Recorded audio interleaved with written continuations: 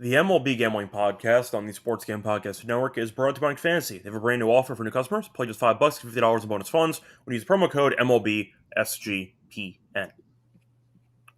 And welcome everybody to the MLB Gambling Podcast here on the Sports Game Podcast Network. It is currently Friday afternoon, August 22nd, around 5 p.m. Eastern. I'm your host, Reichel, once again joined by Lonte Smith. Together to break down the games for Saturday. Lonte, how's it going with you? We were talking about golf before we actually went live on the show. How have you been? I know there's been some golf on. Yeah. There's been some soccer if you follow that, but not really. Bit quiet for baseball this morning or this afternoon. So how you holding up? Yeah, I'm doing good, man. It's about to take a little baseball's about to take a little bit of backseat in the mainstream because we got week 0 and then college football is rolling out. You excited for week 0? You got any plays in already? Just Kansas State, over UNLV, and forgot who they're playing, but Armageddon. Love Kansas as well. And UNLV is playing Idaho State, by the way. Yeah, Idaho State. Yeah, like the over. I would know because I already have UNLV minus 26.5. Yeah, I'm pretty down on UNLV, but I think they both will score. But yeah, man, see, baseball's taking a little bit of a backseat, but that means we can get a little bit more value, hopefully. But we got the Red Sox, Yankees. We got some good series though. This weekend, so far better than what we had last weekend. That's for sure. Yep, definitely true. Should be fun. I'll ask you one college football question, though, before we officially get started. Avery Johnson, yay or nay?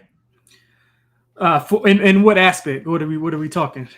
I'll put it this way. Like, is he good, I was not a fan last year, and people were expecting some type of leap from him because he had upside, and it's why Will Howard left and eventually won a title. Worked out for him at Ohio State. But you a fan of Avery Johnson? Because I feel like I still don't know if he can actually pass accurately. Yeah, and that's still a question mark that has never really, I'd say, answered itself. We're going to see. Yeah, but I get the upside. I'm not sure if he's actually a good passer or not. Yeah, to answer the question, he's not a good passer. He hasn't shown the ability to be a good passer, except for play action. He's like unbelievable in play action, but yeah, he'll get some deep throw opportunities, but it feels like a lot of the underneath stuff. Yeah, most quarterbacks are better in play action. But he has to play better this year. I mean, this is the Big 12 is wide open, so I'm in on Kansas State. So I'll say yes. I think he'll make the leaps. They got to get better at receiver. He has to be better, obviously, but yeah, I'm in on Kansas State. I got them to win the Big 12 at like 6-1. I'm asking just because I'm curious. I think he's going to determine the game for better or worse for Kansas State on Saturday. Because Becht, I think, is pretty good for Iowa State. Should be a fun game, of course, overseas. So that's going to be a bit of a weirder game. But it's supposed to be close, but it might come down to turnovers. Johnson can be a bit careless with the ball, so he might single-handedly tank his Heisman candidacy with one questionable game against Iowa State. But I was curious. I think Becht is a better quarterback than Johnson by comparison, but they're different. Yeah, so definitely. We'll see what happens. Yeah, but wanted to mention that. Once again, college football does start tomorrow, so get excited and make sure you get your bets in on time. Anyway, before we get into any of the actual baseball games for Saturday, reminder that Sports Game Podcast is giving away a $1,000 Circa NFL future bet for free with the phrase that pays. Submit your phrase now at sportsgamepodcast.com/phrase. Once again, sportsgamepodcast.com/phrase to have a chance to win the free $1,000 Circa NFL future bet. Anyway, starting off with the games on Saturday, you have the Red Sox taking on the Yankees. Red Sox won the opener because the Yankees had 4 errors, which felt like in about 2 innings. And the Yankees just kept straining guys on base. You saw Anthony hit the home run in the 9th inning. Probably didn't matter because the Yankees couldn't score anyway, and Chapman ended up shutting the door. But the Yankees' winning streak got snapped. Boston snapped temporarily at least, the skid. And now they are currently half a game behind the Yankees in the standings. Now, for the actual matchup here, you have Crochet against Warren. For the pricing, I see the Red Sox minus 130. I see the Yankees at plus 110. For the over-under, I see 8.5. So, Crochet was really good against the Yankees in Fenway earlier this year. Then they kept him in too long, and Judge smashed one for a home run. The Yankees lost the game anyway, but the point is Crochet did really well against this team. Now, Warren, we know, has been better at home this season. He's been fine, a 7-5, 4.25 ERA, but a 2.86 ERA at home. He has allowed less than 3 earned runs in 5 straight, so he has been quite good as well. I like the under in this game at 8.5. I think 8.5 is pretty high when you have Crochet pitching anyway. I think I'll go with the Red Sox here at minus 130 because I just trust Crochet a bit more. But 8.5 feels pretty high for a total. Give me the under. Yeah, I like under as well. You know what? I wanted to take a shot with the Yankees. I thought they would come out about 120, plus 120 or so. But I think this is fairly priced. But I'll just take a shot with the Yankees, especially with how well Warren's been pitching at home specifically. He didn't have a ton of success against the Yankees. Against the Red Sox. 4 earned in 5 1/3 versus Boston in June. Crochet's been shutting them down. 1 earned in both of his starts versus the Yankees, and obviously he's been amazing. 2 or less in 6 of his last 7. But I think Warren will go well here. You talked about his home numbers. 1.83 ERA in those last 5 games. So I think we see a low-scoring game if the Yankees kind of clean up some of the errors that they have or they continuously have. They just, for whatever reason, Boston's had the Yankees number this year. Sometimes it's like that in a rivalry, but I think this will be a close series. I think this will be a close game. So I'm going, 4-3 Yankees. Yeah, I think that the Yankees could find a way to sneak this out, but in reality, I just don't think that this is a matchup where I really want to back the Yankees in. First of all, Boston's owned this team so far this season. Yeah, that's what I'm saying. Second of all, I think Crochet is just better than Warren, as simple as that. So I'll go with the Red Sox here. Yeah. What a mess of a series opener for this actual spot for the Yankees. 4 errors. I can handle the losing, but 4 errors in one division game in late August just can't happen at home. They just can't happen. But whatever. Both teams actively were trying not to win yesterday. Boston struck out, I don't know how many times the bases loaded. 5, maybe? They just stranded so many guys, too. So both teams were trying to hand the game over, but Boston got the job done. So, anything you want to add from yesterday's game? No, brutal watch, for sure. It was. Bunch of guys stranded on base from both sides. Yeah, that was tough. But I thought the Red Sox pretty much let the Yankees off the hook simply what you were talking about with just so many runners left on. And I think in a couple of those spots where they had bases loaded, I think maybe 1 out in a couple of those innings. So I think they let the Yankees off the hook. It probably just looked a lot better with the walk-off or not the walk-off, but the home run increased the margin. Yeah, so, right. But either way, moving on to the next game, you have the Blue Jays taking on the Marlins. Now, for this one, you have Berrios against Junk. For the pricing here, I see Toronto minus 132. I see the Marlins at around plus 112. For the over-under, I see 8. So we know Toronto had a bad series against Pittsburgh. We also know that Vlad Jr. got injured, so we'll see when he is officially back in the lineup. Let me quickly see if he's actually listed for today's game, because I'm wondering if he's going to be automatically available for this game on Saturday. So I didn't see him on the, I thought he was still on IL, but that was he's not playing today. Okay. I don't believe he was ever put on IL, but I know for a fact that he's still battling the hamstring issue. So I'm assuming Vlad will not play this game either, but we'll see. He's available off the bench allegedly for Friday, so we'll see what happens. But Berrios in his last start was not very good. A 4 1/3, 10 hits, 6 runs against Texas. He was good before that, but still not exactly a good start last time out. As for Junk, he's been a pretty pleasant surprise for the Marlins as he's 6-4. He's 6-2, with a 4.04 ERA, but he has given up at least 3 earned runs in 5 straight. So I'll ask you for this one because actually it's 6 straight. He's given up at least 3 earned. Toronto's offense without Vlad's pretty ugly, but I think that Berrios is a better pitcher than Junk.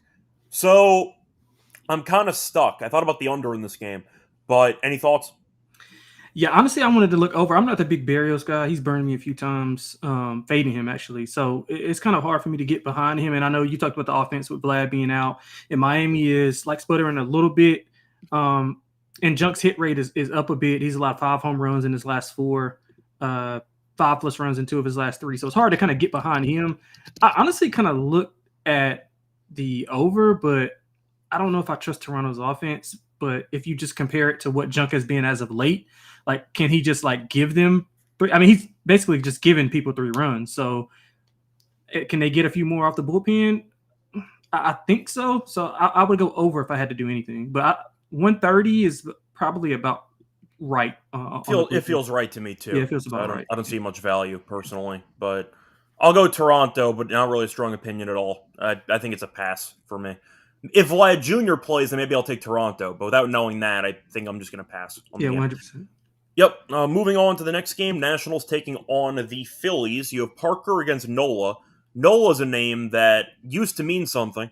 This year, not so much. 1-7, 6.92 ERA. He's made one appearance since coming back from the injured list. He had not pitched since mid-May against the Nationals, and he wasn't very good. 2 and a third innings, 6 earned runs. So basically the exact same as how he was before he got injured. So now it's a rematch, so he can't really do much worse than he did in his first start back against the Nationals. For this one, though, he's laying about 220. Nationals are about plus 185. For the over-under, I see 9 or 9.5. And for the run line, Philly minus 1.5 is minus 108. So for this game, I'll go with the over, simply put. I don't really trust the Nationals enough to win games. They ended up winning 2 out of 3 against the Mets, but I can't tell if that's because the Nationals woke up or the Mets suck. Probably option 2, because I had the Mets yesterday, and I mean, Manaea was rolling, then he fell apart, and they got destroyed. Stanek gave up the bomb to James Wood, who I don't think that ball's landed yet, and they fell apart. So James was good, man. James was good. Yeah, but the point is, though, the Mets had a chance to make up some ground, maybe, and they lost the series to Washington. So I think I'll go with the Nationals for the value, but I prefer the over. But Nola laying 220 is egregious based on his form this season. His Nationals are past, but give me the over is my favorite play. Yeah, love the over. I would look at a Phillies team total over. I mean, Parker's been he's been horrible. 12.38 ERA in 3 straight. In his last 3 games, he allowed 5 earned, and he didn't even get out of the first inning in that game. So both of these pitches combined for 11 earned in that game. I don't think we see maybe that much that early, but I do think we can probably see close to double-digit runs here. So I love the over. If you want to take Washington out of it and think maybe Nola has a better second start than he did first, then maybe I'll look at the team total over. But I love the first 5 over. I would even pivot to a first 3 over to make sure that you're getting easily go off 4 L's immediately. Right. Yeah. So I love the over in this spot. I can't lay that big of a number with Nola though. So I can agree with you on like a bigger kind of swing with the Nationals, but I'm not betting that. My swing for the Nationals would be maybe an alt team total over. Just fade Nola, ignore Parker, and hope the Nationals do their part. That's fair. Yeah, love the over though, so I'm with you. So there we go. Moving on to the next game, Royals taking on the Tigers. For this one, you have Waka against Paddock. Speaking of bad pitchers, Paddock's pitching in this game. For the pricing here, Detroit is a favorite in this one. They're about minus 125. See the Royals at around plus 105. For the over-under, I see 8.5. Now, I said a second ago that Paddock has not been very good this season. He is 4-11 with a 5.1 ERA. Joined Detroit, made a couple outings, and he's been very up and down. 6 innings, 1 run. 4 innings, 4 runs. 5 2/3, 1 run. 5 2/3, 8 runs. So I guess he's due for a good start if you want to follow the trend, but I don't trust him at all. I think Waka's better than him at this point. So give me Kansas City first 5. I'll go with the money line. Yeah, I love Kansas City first 5 as well. I love them full game. Although Detroit's been playing really well, their offense is kind of broken out of that slump. Well, so is Kansas City. I was just about to say, Kansas City's playing well also, and I think they're doing it in 2 totally different ways. Kansas City's doing it with their pitching and kind of just like timely hitting, and Detroit's doing it with more of just outscoring guys. So I'm not a Paddock guy. I think you share the same sentiments that I do. He stinks. He got shelled by Minnesota in his last start. Waka's got 3. He's got 2 or less in 7 straight. 3 of those 7 were on the road, so he's been fine on the road. I think he can withstand this Tigers offense. So I like the Royals. I would also look under as well. I know it's tough, but I mean Kansas City is really not like tearing a cover off the ball, kind of like how Detroit is. So you might can see like a 3-1 type of game here, 3-2, something like that. But I do like the Royals in the spot though. Yeah, I think that you mentioned the under, maybe a Tigers team total under, but I really don't want to bother with Paddock. Yeah. I'm just not interested in Paddock for this one. Moving on to the Toilet Bowl series of the weekend, you have the Rockies taking on the Pirates. So for this one, you're looking at Freeland against Burrows. Yeah, it sounds about right. For the pricing, you see Pittsburgh about minus 170. See the Rockies at around plus 145. For the over-under, I see 8.5. Now, Pittsburgh this season has been really bad, 20 games under, 6 over at home, though. So they're actually good at PNC. Rockies, though, are 30 games under 500 on the road, as they are 16-46. Now, you're looking at Freeland, who we know is not very good. He did leave his last start with a blister issue, so I'm assuming he'll be available, but we'll see. There's a chance maybe he gets scratched from this, but either way, decent against the Dodgers, 4 innings, 2 runs, and his last start before that against the Cardinals, 7 1/3, no runs. So Freeland has been okay recently, assuming the blisters aren't going to bother him too much. Burrows has been fine. I'll put it this way, he's been better than I thought he was going to be. He's 1-4, 4.46 ERA. Very low bar. He was good last time, though, against the Cubs. 5 innings, 1 run. So we'll see how he does. But his last 2 home starts, 9 2/3, 10 earned. I think I went into the series with the expectation of kind of borrowing a play from Mal's playbook. Just take the plus money and just hope that it balances itself out. That's kind of where I'm at right now. So I can't take 170 with the Pirates. I can't do it. Give me the bad Rockies with Freeland maybe pitching decently to get the job done. But Pittsburgh was laying $2 on Friday. They're laying 170 here on Saturday. They'll probably be laying again on Sunday. I'm fine with betting the Rockies in at least 2 out of 3 and taking my chances. But I'll borrow it from Mal. Give me the Rockies again at plus money. Yeah, I like the Rockies, man. Last time we were on, they've been feisty. They've been real feisty. I like the over as well. I'm not sure what Freeland, what the extent of that blister is that you talked about, but like, and Burrows is also like being monitored. Like his innings are being monitored by Pittsburgh, so I'm not sure how long he'll go as well.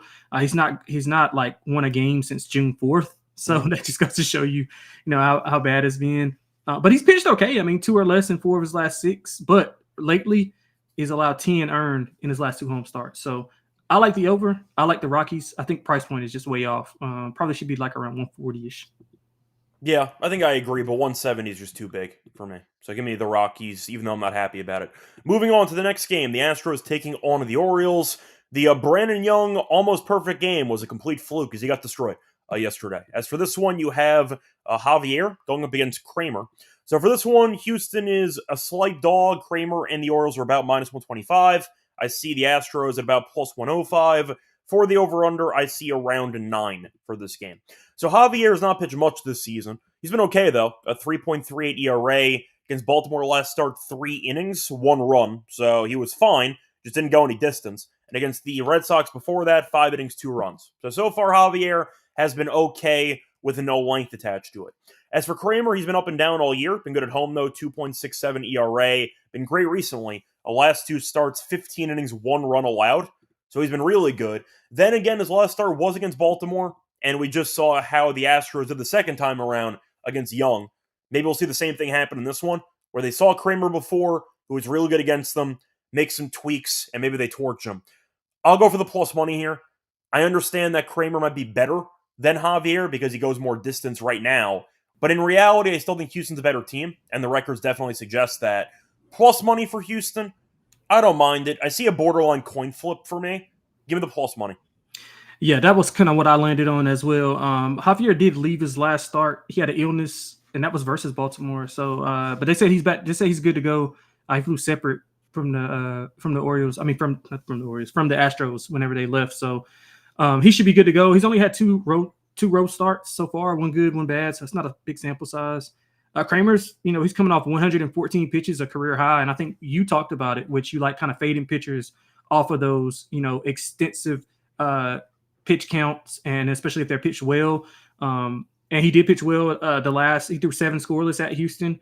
So I think to be clear, I like the fade pitchers who just pitched well against the same team. Yeah, that's it. No. I'm just saying. I remember you saying about like we both faded like Gavin Williams after that. Yes, like, almost yes. No. Well, the Williams one was egregious. He threw 126 pitches. Yeah, right. Like, that was insane. Yeah, right. So, but I'm in the same line. Like, I like if you're not like an above average pitcher, if you're somebody who, I mean, Kramer's fine, but he's not like in the upper echelon of pitchers. It's like, so when you have a out of body experience, I mean, and he pitched a really good game, I like to always fade to come back down to earth here. So I like the Astros, and I think the plus money is enticing. So I'll take the Astros on the road. Yeah, I just like the plus money because we know Baltimore stinks. So I think that getting that price is pretty favorable for me. Moving on to the next game, Guardians taking on the Rangers. So for this one, both teams are slowly falling off a cliff. Texas did already. Guardians are following them right now as they're two over 500, but they got leapfrogged by the Royals. So the playoffs don't seem that likely for Cleveland. You have Allen against Leiter for this one. For the pricing, I see the Rangers around minus 125. I see Allen and the Guardians around plus 105. I see a plus 110, though. For the over-under, I see around 8.5. So both pitchers kind of similar. Allen's been fine this season. A 7-9, 3.87 ERA. Leiter 7-7, 4.06 ERA. The issue, though, is always walks with Leiter. He's walked at least two guys in every outing this season except for 4. So he's walked a bunch of guys. He's walked at least 3 people in 6 of his last 7. So a bunch of guys get on base. He's been, once again, leaving a bunch of base runners on, so that's a bit dangerous. But I think Allen's better than him, and I think that plus money's not that bad. Same argument as Houston.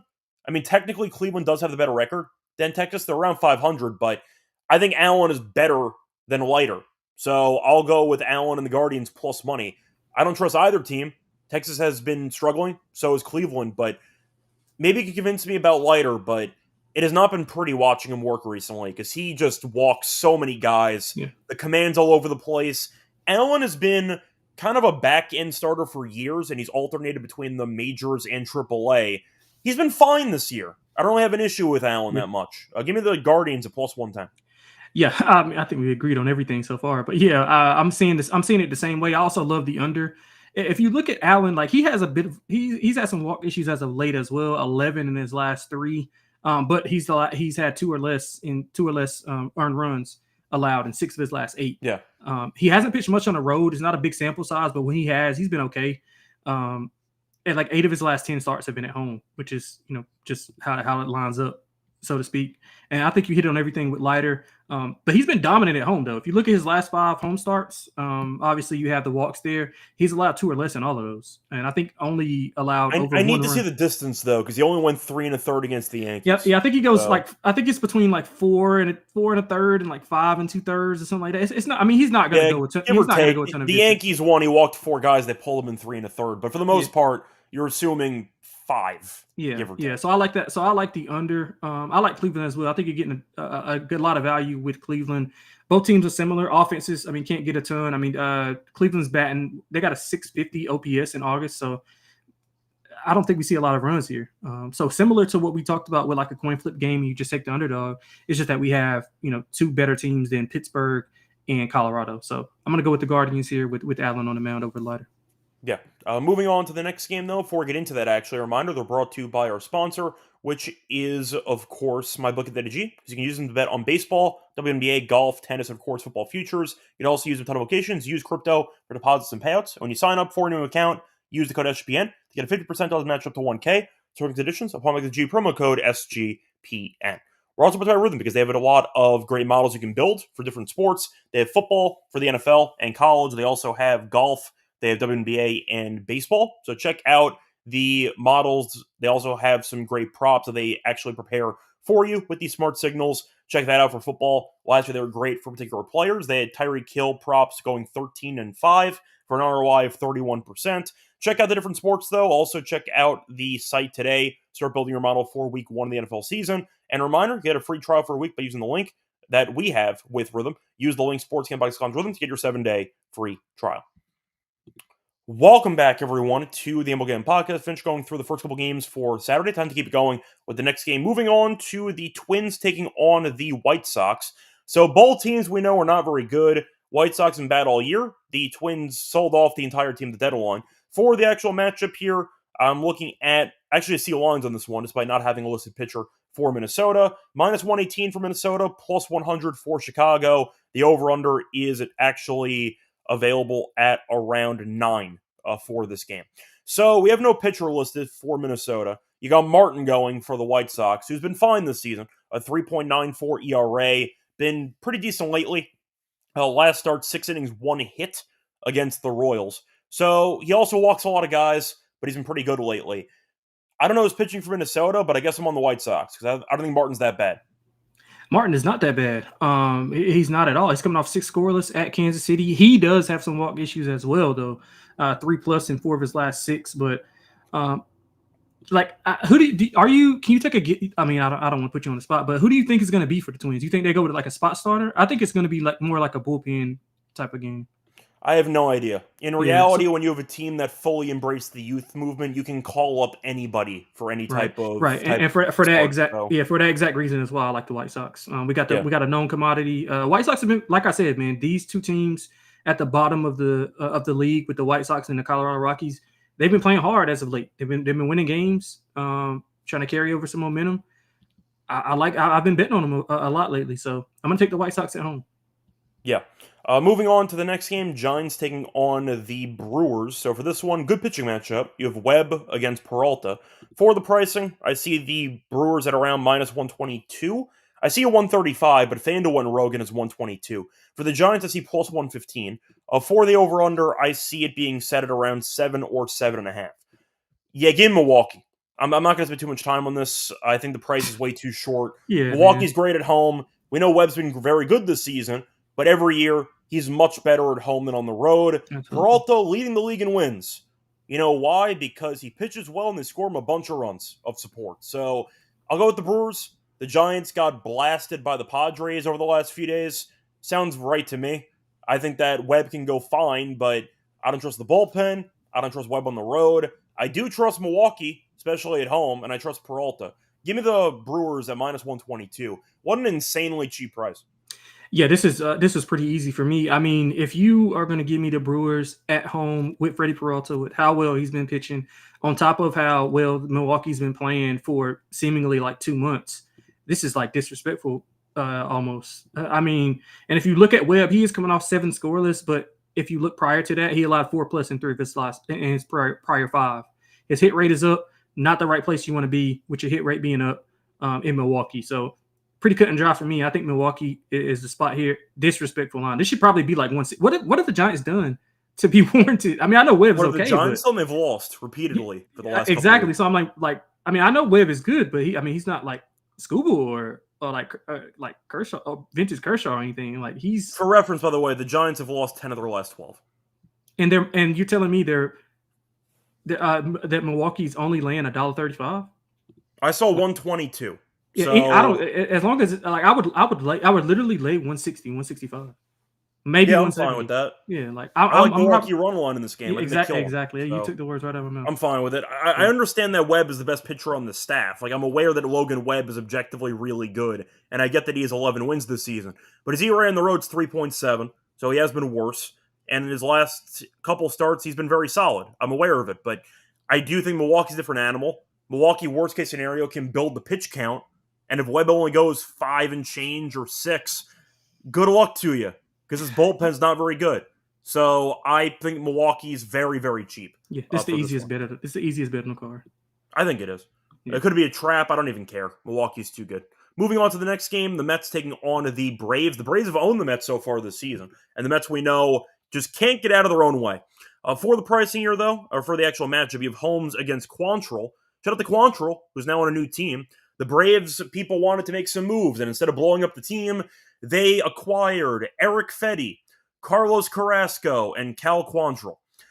Yeah, that's a hell of a trio you got there for acquisitions. But either way, Quantrill making his first start with Atlanta since getting claimed off waivers. I believe it was yesterday. But either way, for this one, the Mets are -125. The Braves are about +105. For the over-under, I see 9.5. Now, we know Quantrill has not been good this season. 4-10, 5.5 ERA. It's Cal Quantrill, what you expect. Now, 2 of his last 3 starts, he's been getting shelled. He gave up 7 earned in 2 of his last 3. So we'll see how he does in this one. But for Holmes, he has not been very good recently either. So that could be a bit problematic for the Mets. Holmes was good last start. I should take it back. He's been pretty decent. Last start, 5 innings, 1 run against the Mariners. I forgot that one. Because last start against Atlanta, he got shelled. 3 2/3, 5 runs. 5 innings, 2 runs against the Guardians. 3 2/3, 8 hits, 4 runs against the Padres. So he's been alternating mostly. But Atlanta did shell him about a week and a half ago. So I like the over in this game. I'm ignoring the sides. Both bullpens could be egregious at times. Holmes, we know, walks a bunch of guys. His innings can be underwhelming at times. We know Quantrill's not very good either. Just give me the over. I'll back either bullpen worst case scenario to fall apart. But for a total of about 9.5, I think that one team could go crazy. You might have a 4-4 game in like the 7th inning, and then the game kind of explodes from there too. Yep. I see a couple paths, but 9.5 I think is appealing for an over. Give me the over in this game. Yeah, man, I love the over as well. Holmes has had some length issues. Could be, he could be wearing down a bit. So I think that is to be monitored. 9 earned and 13 1/3 and 3 starts versus Atlanta. 15 walks in that span. 15 walks in 3 games versus Atlanta. And Atlanta's offense has been pretty good. So especially at home. So I love the over in this spot. Quantrill's 15 earned in his last 3. Atlanta saw him pitch against them and allow 1 earned, and they're like, you know what? Come join us. You're going to look really nice next to Fetty and Carrasco. Yeah, I mean, forget about the 2 other starts that he had in that little 3 start stretch. He allowed 7 in the other 2. 7 each. Yeah, the Braves have turned into the I can fix him organization when it comes to old starting pitchers. Good luck. I like the over. I would not be shocked if the Braves. I mean, I would not be shocked if the Mets kind of put it on the Braves here. Either way, I like the over. Yeah, I just absolutely. see runs in this game. Yeah. Moving on to the next game, you have the Reds taking on the Diamondbacks. So the Reds, we know, are trying to catch up to the Mets. And right now in the standings, they are half a game back. So once again, you're looking at Abbott going up against Chrismet. For this one, you're looking at the Reds at minus 124.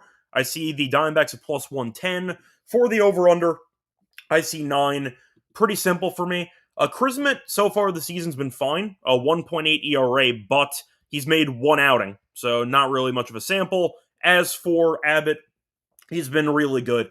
8-3, 2.28 ERA. He's been good on the road. Last start against Milwaukee, who's been on a roll. 7 innings and no runs. So give me Abbott. Pretty simple for me. Price is too cheap. I think the Reds should be like minus 135, minus 140.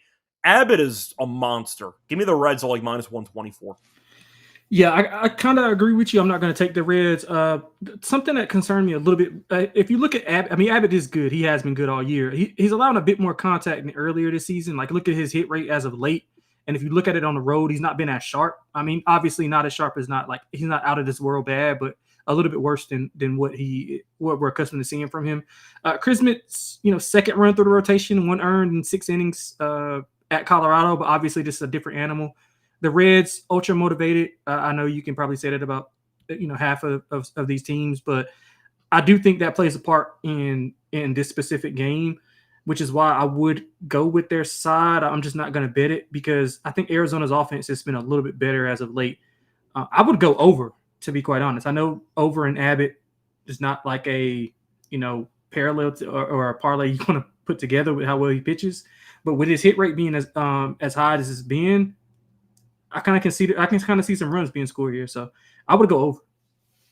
Yeah, I think that for this game, I can understand it in Arizona, of course. I might consider a Reds team total over, but I like Abbott, so I think I'll just go with him instead. Moving on to the next game, Dodgers taking on the Padres. Big series, might determine the division. We'll see. You have Glasnow against Cortez. Not the starter you want for San Diego against the Dodgers. But either way, Glasnow and the Dodgers are minus 135. See the Padres at plus 115. For the over-under, I see 8 or 8.5. Cortez stinks. He got shelled by the Giants last start in the first inning. Glasnow has been good so far this season. He's been injured, but when he came back, he's been pretty good. I'm going Dodgers. I get San Diego at home can be dangerous, but I think Cortez is just not a good pitcher. And I think the last time they saw him, Freeman hit a walk-off grand slam in the World Series. So I don't know if Cortez has pitched against them this season, but I know Freeman's going to be happy to see him. Yeah, he hasn't. I was going to say, last time he was against the Dodgers, it was not a good outcome for him. Much to our chagrin. And the Yankees and Aaron Boone. So I'll go with the Dodgers at minus 135. Yeah, I love the Dodgers in this spot. I really do think this is the best offense that Cortez would have faced so far this year. And I do think that the Dodgers might just have a mental edge over Padres. I think maybe, I don't know what it is, but Glasnow's we'll see how the game goes tonight, but right now the Dodgers do. Yeah, I mean, he's not Glasnow's not allowed over 2 earned he only allowed over 2 earned once since mid-April. He allowed 2 earned exactly in 5 innings pitched versus San Diego in his last start. So familiarity's there. I think Glasnow is going to pitch great. I would go the Dodgers first 5, laying a half a run. I also like their team total to go over in the first 5. Yeah, I agree. Moving on to the next game, Cubs taking on the Angels. For this one, you have Horton against we don't know.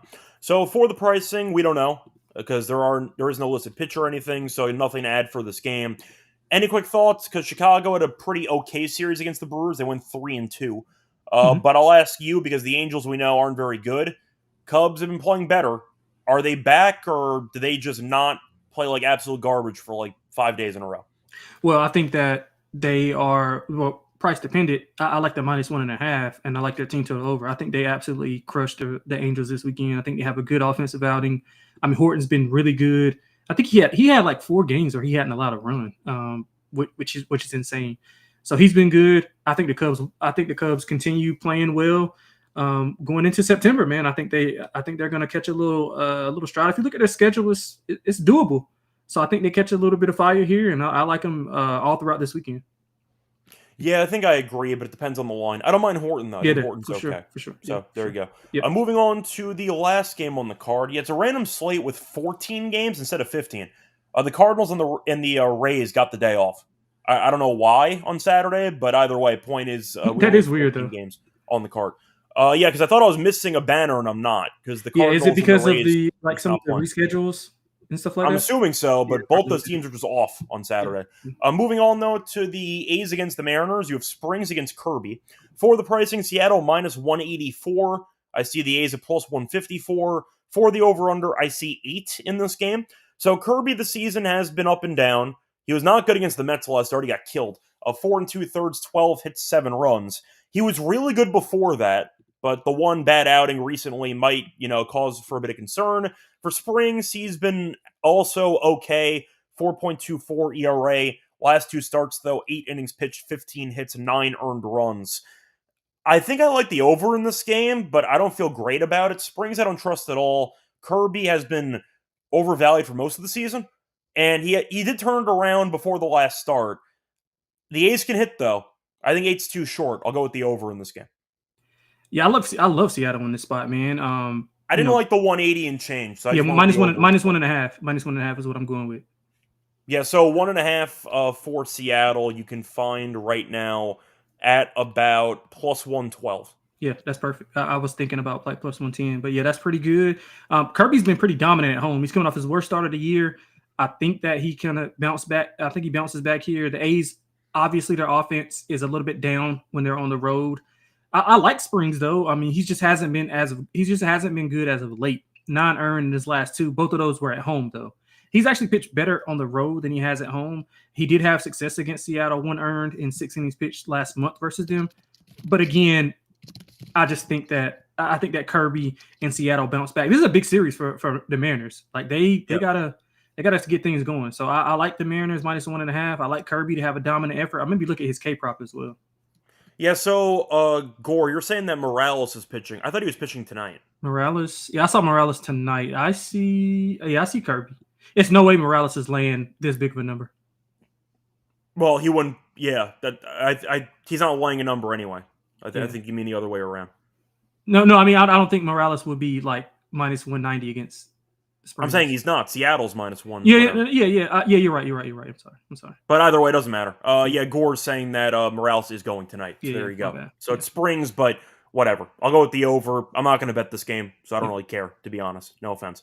Anyway, before we get into the actual Lock and Dog picks for the show, a reminder, they're brought to you by our sponsor, which is, once again, Circa. We have a bunch of SGPN guys who are over there at the moment.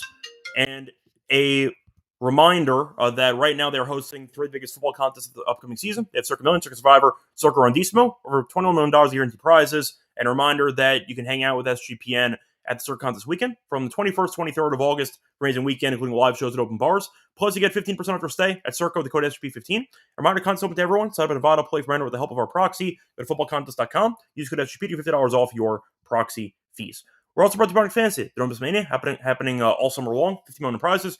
2 million first place, no waiver wire, no trades. And a reminder that you can also use Underdog for pick'em entries. If you want to try to create your own entries, Going up to 500 times your entry, so keep that in mind. They also have a brand new offer for new customers. Play just $5, $50 in bonus funds. We use the promo code MLB SGPN. Welcome back, everyone, to the MLB Gambling Podcast. Finished going through all the games for Saturday. Time to move on into the lock and dog picks. Lonte, I'll let you go first as always. What's going to be your lock and dog for the card? Yeah, man, I'm gonna let you have the Brewers, even though we both that's probably like our favorite play. So for my lock, say it again. I said I might not do the Brewers. You can take them if you want them. Oh no, I'm gonna take the Dodgers. I'm gonna take the Dodgers in this specific spot, man. I just really like the trajectory of Glasnow and how he's been pitching. I don't like Cortez. If I could lay like one run in the first 5, I would do that as well. That's how strongly I feel about it. So I love the Dodgers in this spot. And Glasnow minus 135 is probably one of the better prices on the card next to Milwaukee. So we're gonna go with a dog. I'm gonna go with our Yankees, man, plus 110 at home. It's a big spot against Crochet, one of the best pitchers in the MLB. I think that the Yankees will show up and show out. Warren's been really good as of late. He's been good at home. Hopefully we can just not screw it up by throwing the ball in the stands. Just keep it on the field. And I think we can get it done tomorrow. So let's go with Warren and the Yankees tomorrow, plus 110. All right. So for my lock on the show, you know what? Y'all go for it. Give me the over in the Nationals and Phillies game at about 9. 9's too short. I mean, Parker's been terrible. Nola's been god-awful. Nola just faced off against the Nationals in his first start back, and he got killed. And we know the Phillies' offense is dangerous against everybody. But Parker recently, to go through the numbers, he has allowed at least 4 earned in 4 straight.